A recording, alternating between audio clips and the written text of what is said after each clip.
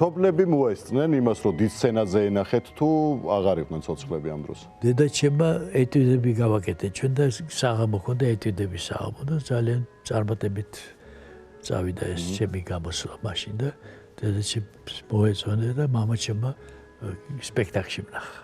მეორე კურსზე ვიყავი და თუმანიშვილი დგამდა ილფი და პეტროვის პიესა იყო ასეთი მშვიდობის კონსოლი და იქ მქონდა ერთი იაპონელი როლი და მამაჩემმა თქვა რომ მოეწონა. დამშვიდიო მე გამსახიობი გამოო.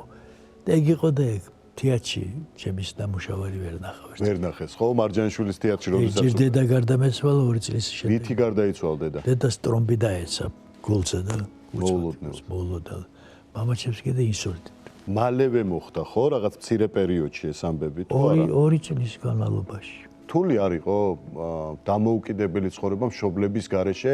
თან პატარა იყავით, არ იყავით დიდი, ასაკით. ბებიაჩემმა გამსარდა მე ნინო ნაგაშიძე ასავიზდებოდი. შემოსავალი ქონდა თქვენი, რომ ფინანსურად მაინც ძალიან პატარა. მცირე. ძალიან მცირე. ძალიან.